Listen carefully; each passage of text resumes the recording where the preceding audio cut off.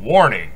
This video blog or vlog could contain harsh opinions or foul language.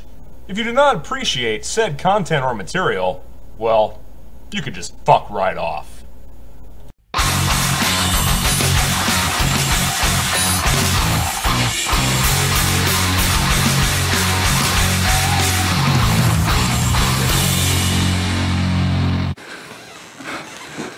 So we're back together after a long little split, mostly because of grad school and work, but and I was foolish enough to come to him this time. I don't know why, after all the torture and all the... Yeah, and the best part is that there's really no, like, prize waiting for him for doing this torture. It's just he's doing it for the sake of doing it. Yeah, but at least I don't have to wear that lovely shirt. Make sure they can see. Oh, I gotta get the bottom part in. Yeah, this, if you didn't watch a previous video of mine, I had to wear this and make it my profile picture on Facebook to get an autographed Jim McMahon jersey. Show him. Yeah, because I'm proud of that. Hey, I spent some money on that.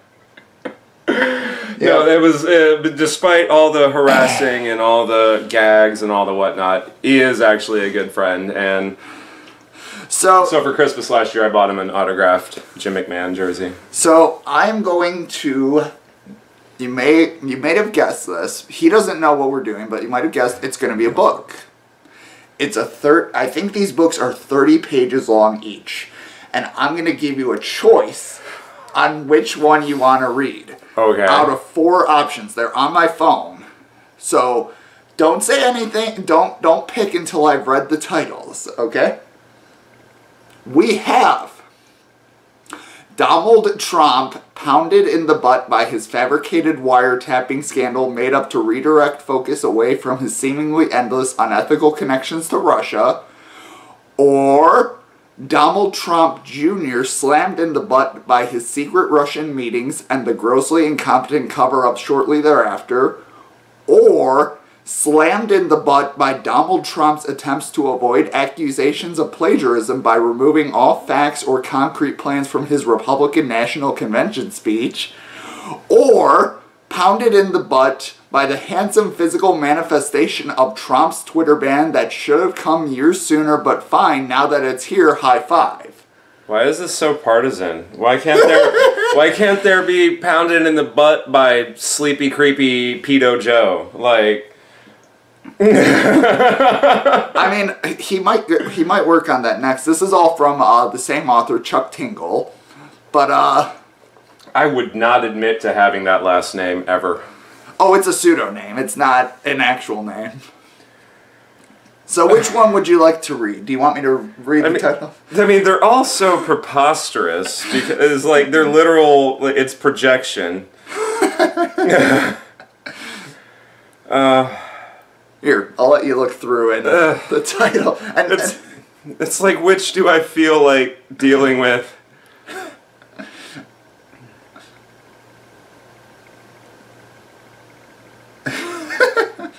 You're just like, do I want to be poisoned? Do I want to be shot? Do I want to be stabbed? You want to jump? Do I want to be bludgeoned? You want to jump out of an airplane at 30,000 feet with no fucking parachute? I mean... This is terrible. and the best part is, I have not read any of these books yet, so I will experience it with him. Okay, let's go with that one.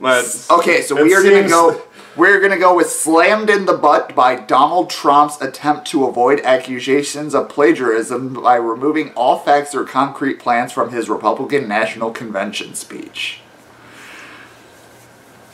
So let me get... This is all on Kindle, so it's all on my phone, so the pages aren't even that big. They're just on my phone.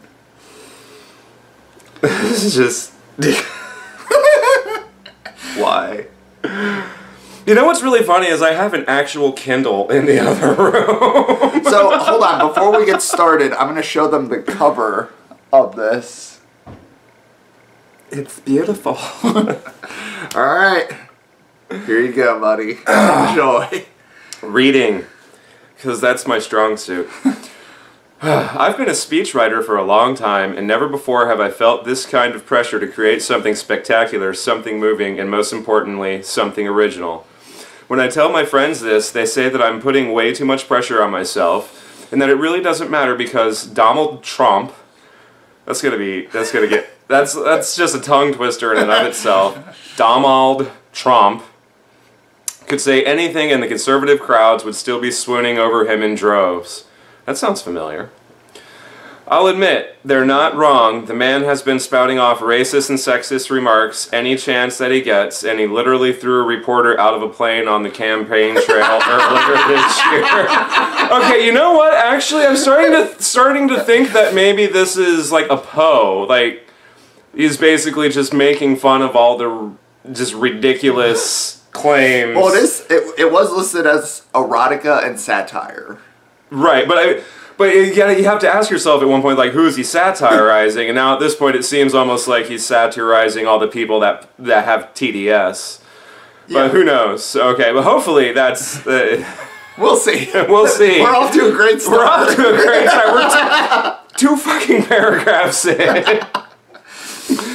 Neither of these things amounted to any kind of substantial negative press, and the latter one was actually spun into an example of him being a take-charge candidate who would do anything for his country. Well, I mean, throwing a reporter out of a plane is really not that bad of a thing. It shouldn't be considered a crime. Did I just say that? Yeah. The thing is, even though I probably could turn in a sheet of incomprehensible syllables, I take certain... Oh, he's Joe Biden's speechwriter. Maybe. I probably could turn in a sheet of incomprehensible syllables. I take certain amount of pride in my work, and I want this speech to be good. You're probably wondering the same thing that everyone always wonders when they first meet me. If I know that Trump is such a horrible person, then why am I still writing for him? Why am I participating in a campaign that many people believe is going to lead to the wholesale destruction of America? I'm going to be honest. If I could write for one of the other candidates, I would. Unfortunately, this is the job that I have, and it's a hell of a position, and that is right on track with wiping out my student loans and helping me prepare for the future. I need this job, but when it comes time to vote, I will definitely not be pulling the lever for Trump. This week, it's the Republican National Convention, a time when all of the eyes of the country will be on the Republican Party as they officially announce their nominee for president, which is certain to be Mr. Trump at this point. Excuse me. There are a lot of speeches to be planned as the convention features wall-to-wall speakers on almost every issue imaginable. Tonight, most of the campaign staff is gathered in a luxurious back room with the deepest parts of the convention, or in the deepest parts of the convention arena, surrounding a large flat-screen television with the live feed of the evening's festivities. It's the end of the first night, and we are anxiously awaiting this on-stage arrival of Domald's First Lady, Morlinda Trump, Morlinda. Sounds like a Morlinda character. It is like something out of freaking Harry Potter. Morlinda. Everyone is anxious, although these feelings of... Why do I have the feeling this whole backstage thing is about to turn into an orgy? You might not be wrong. Like I said, I have not read any of these books, so I'm experiencing this with him. It's just with the whole like setup with erotica, and then everybody's backstage, and it's just like this is gonna go bad. This is going to be bad. Everyone is anxious, although these feelings... Oh, wait a minute. You were there. Okay. Tonight, most of the campaign staff is gathered in a luxurious back room in the deepest parts of the convention arena, surrounding a large flat-screen television with the live feed of the evening's festivities. It's the end of the first night, and we are anxiously awaiting the onstage arrival. Okay, I did read that. All right, so everyone is anxious, although these feelings of tension are typical for the situation at hand. Normally, one of us in the speechwriting department is the only one on edge, waiting to see if their words hit the mark or miss it completely and result in a swift firing from the Domald himself. Tonight, however, we know that our positions are secure, and yet we are more nervous than ever. This is because Morlinda Tromp has decided to write tonight's speech herself. What? Typically, this would be flatly shot down the second that it was suggested, but Domald Tromp is not a typical candidate, and this is not a typical campaign. Despite a hefty amount of protesting from those of us left behind the scenes, Morlinda, this just kills me every time, Morlinda, is going to be speaking her own words tonight, and we have no idea what's going to happen. On screen, the crowd erupts into a raucous applause, bursting to their feet as the potential next First Lady of the United States walks out onto the stage. She appears confident and powerful, radiating with the prowess of a seasoned politician, even though English isn't even her first language. This is a very good way to have, or a very good way to start things off. Hello, thank you. I'm not even trying to do some kind of accent. No. Just read it normally. It's hard enough replacing everything with Donald and Morlinda. Or Morlinda. Yeah, no. It's kind of like the writing is a little off. It's like high school writing. Hello, thank you, Morlinda begins. Everyone here on the staff is watching with rapt attention, our hearts slamming hard within our chests as we await her self-written words. The potential next First Lady pauses for a moment, soaking up the affection and love from the Republican convention around her. Finally, she continues, the Democrats don't see the danger in what they are doing here, Morlinda announces. Genetic power is the most awesome force that Earth has ever seen, and the Democrats are wielding it like a kid who has just found his dad's gun. Genetic power? What? Immediately, my breath catches in my throat. It appears the Morlinda has a point here. The Morlinda. Well, they did say the Domald. Yeah, well, that's actually one of his nicknames. Yeah. Like, I don't think the Morlinda is anything other than in this person's mind, but okay. Has a point here, but the way that she is expressing that point is nothing short of bizarre.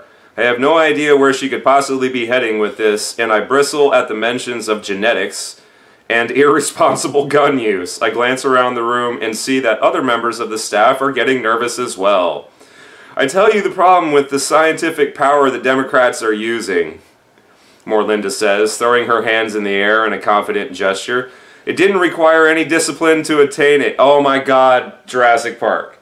Is they really going to go Jurassic? They didn't require any discipline to attain it. This is like, remember Jeff Goldblum? I never saw Jurassic Park. Oh my God, yeah, no, I'm jumping the gun probably here, but it seems like they're literally getting ready to go into the Ian Malcolm. He did write about being pounded in the butt by dinosaurs, so... So he for context sake, he writes a lot of like pounded in the butt by like different things. It's not just Domald Tromp that he writes about. It's all kinds of things. He just likes to write about being pounded in the buck and how dare pounded in the butt in the buck. No, well, we just paid him $3 for this. So. Okay, anyway, it didn't require any discipline to attain it. They've read what others have done, and then they took the next step. They stood on the shoulders of giants to accomplish something fast and easy, and before they knew what they had, they've packaged it and slapped it on a lunchbox, and now they are selling it. That is Ian Malcolm's speech from Jurassic Park when they're sitting in the room having Chilean sea bass for dinner, I believe it was. That is the exact diatribe that Ian Malcolm went on. And he's slapping the table and everything. So, this is a great idea. So, this author plagiarized Ian Malcolm to say that Morlinda Trump was plagiarizing a movie. This is a great idea. Oh, this is... Okay, that's funny. It's clear now that all of us are behind the scenes, are in panic mode, utterly confused about where she is headed with this. Someone can't help but ask loudly, "What the hell is she talking about?" I wish I knew, but at this point, I'm beginning to get the strange sense that I've heard these words before.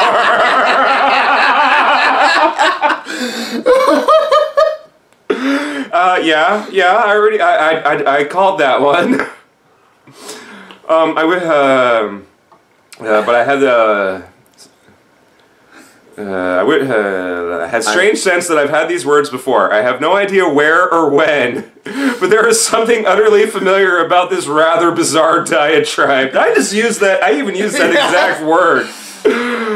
Morlinda is screaming now, her eyes wild with patriotic enthusiasm. The Democrats have spent so much time trying to figure out if they could. They never stopped to think about if they should. That one I do know. That one I do know. That was that's what the next line from the same thing. Yeah. Was like because then I think it's the doctor says something back to Ian. He goes, but they're so busy thinking about whether they could. They never thought if they should. And that was like the worst fucking Jeff Goldblum impression. It was terrible. This is amazing. Okay. This was a great idea. Yeah, they never thought they should stop. They never stopped to think about if they should. Thank you.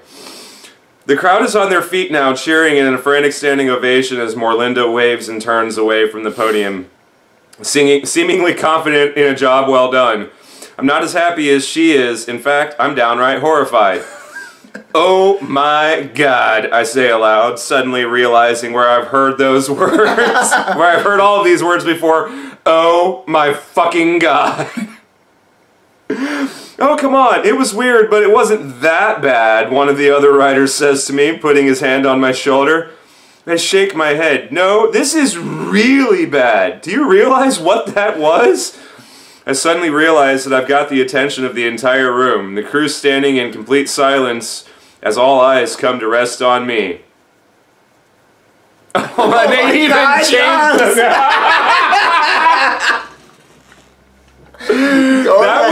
That was just Ian Balcom's speech from the movie Jurassic Mark. Oh, hi, Mark. Oh, hi, Mark. Considering the horrible movie we watched last night. For those curious, we watched Fateful Findings. By Neil Breen. No, Neil Breenius. Neil Breenius. My mistake. Forgive me. Anyway. Where'd it go? I exclaim, you know, when they're having dinner and they've learned about the dinosaurs that Mark hired for his new theme park. I watch as the others quickly start looking up phrases from the speech on their phones. Oh, God, how would you even have to... Oh, they're probably all millennials. Sounds about right. Gasping in astonishment when they realized I am right. Suddenly their phones start ringing and soon enough the entire room is devolved into crisis mode, the press division struggling to put out fires left and right. Mr. Tromp, we'll see you now, offers his assistant, strolling assertively into the hotel lobby where I've been patiently seated for the last hour. Wow, that just... Oh, okay, there's like a gap, so... Yeah, so they're transitioning. Yeah, like end scene, new scene. Okay. Normally I have much quicker access to the man whom I'm speechwriter for, but the last few days have been absolutely insane. The controversy generated from Morlinda's plagiarized speech has done nothing but blossom into a talking point that the campaign cannot seem to get rid of no matter how hard we try, and it has put me in the exact position that I do not want to find myself in. What? Bare-assed and bent over? I have a feeling that's probably coming. Maybe. That's what she said. When I had once been quiet, relaxed, or while I had once been quiet. While I'd once been quiet, yeah, you're right. Quiet, relaxed about, I think it's supposed to be quite. Maybe a typo. It does look like a typo. While I had once been quiet, relaxed about Domald Tromp's upcoming speech, I now find the eyes of the world are glued onto me and my words, whether they know it yet or not.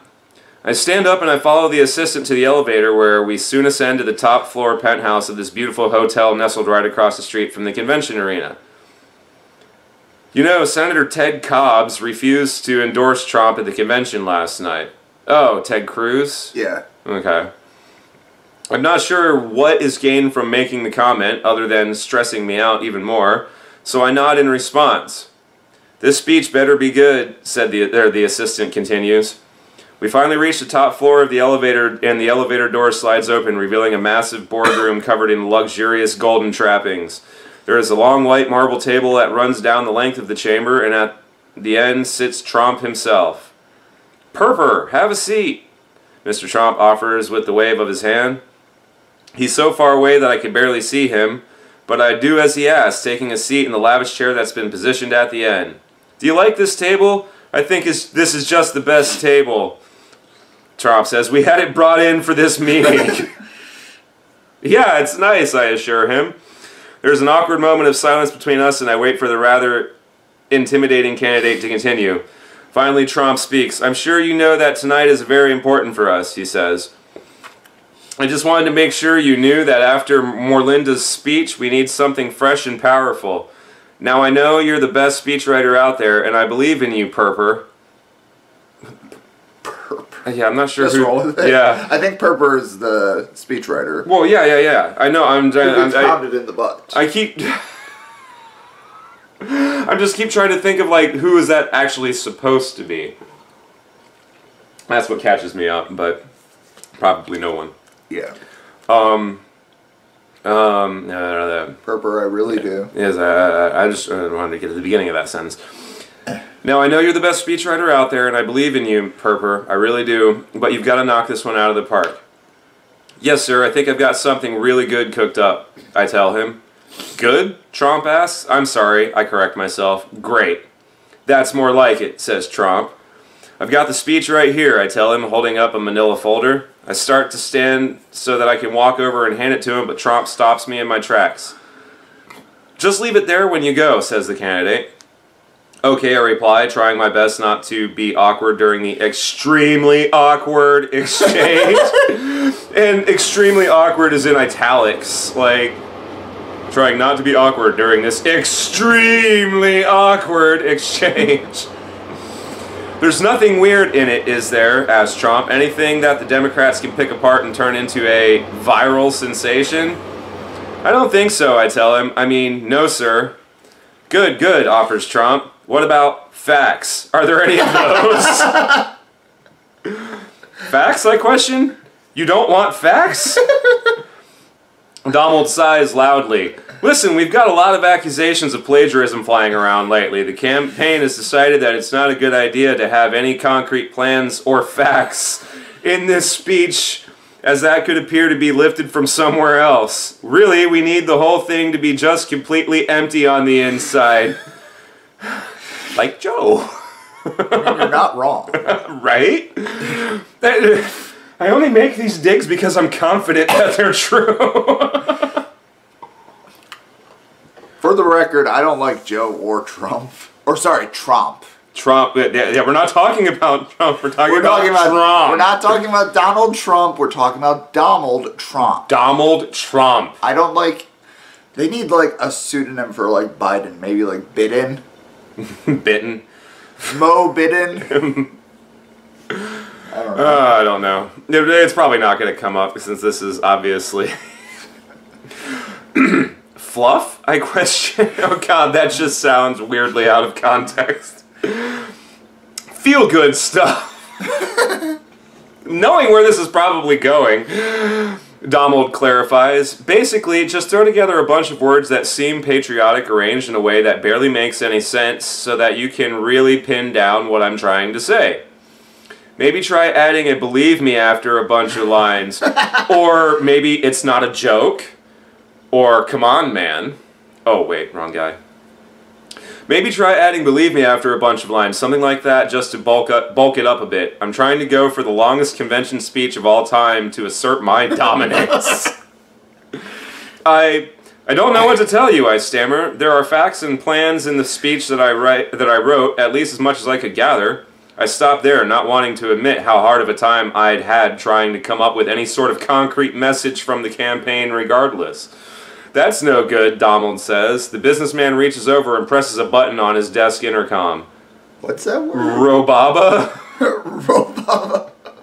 R-O-B-O-B-B-A. Robaba. Or Roboba. I don't know. Roboba. Rob.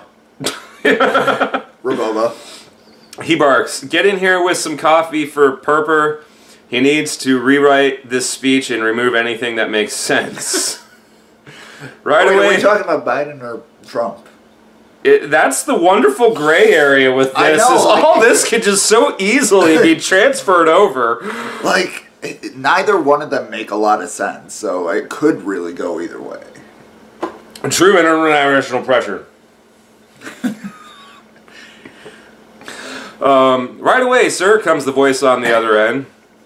At this very moment, I can feel my heart break, understanding that I have no other choice but to accept Domald's wishes. Unless I wanted to get fired, it's too late to turn back now.